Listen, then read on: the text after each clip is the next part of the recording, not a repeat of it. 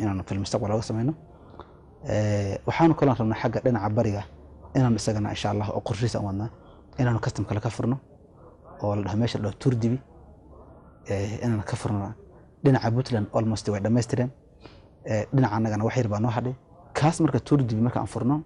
wadada la dhaho haratirista oo wuxuu maraa war dheer soo marta oo awaar soo marta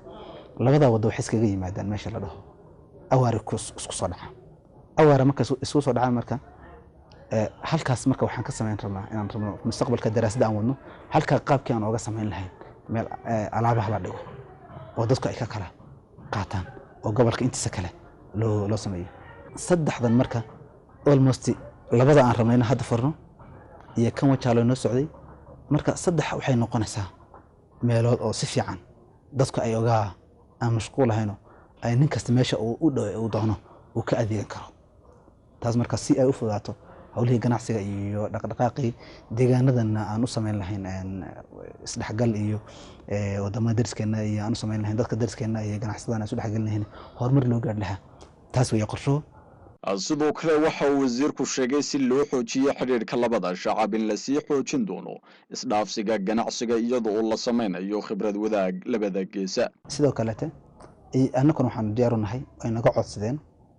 walaalaheena Soomaaliland in aanu siino khibrad wadaag waxaan u ballan qaadnay ganacsigooda inay yimaadaan waxaan u ballan qaadnay injineeradooda iyo dadkooda wax design gareeya ee ganacsiga ku hawlan inaanu siino khibrad wadaag wax alla waxay u baahdaan ee ka dhiman iyaga xaqooda inaan u buuxino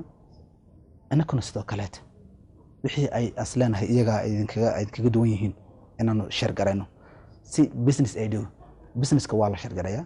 labada dhanba inaan annaguna ku beerno iyaguna ku beereen marka diyaar buu yihiin way noo iman doonaan insha Allah shirka ka soo qayb gali doonaan warshadeena iyo qaabka uu shaqeynaa iyo ganacsi ahaan iyo wixii annaka u baahan yihiin inaan wax ka barno iyaga xaqooda ka dhiman oo dhan baan siin doonaa insha Allah dalida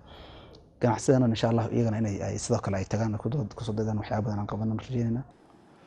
wafdi uu hogaaminayay wasiirka xafiiska biyaha ee dawladda deegaanka Soomaalida ayaa soo kormeeray mashruuca biyo gelinta ee Jarati iyo Hargeysa falada warkani waxa inoo soo diray wariye Xasan Maxamed oo wafdigaasi inoo weheliya wafdigan uu hogaaminayay wasiirka biyaha ee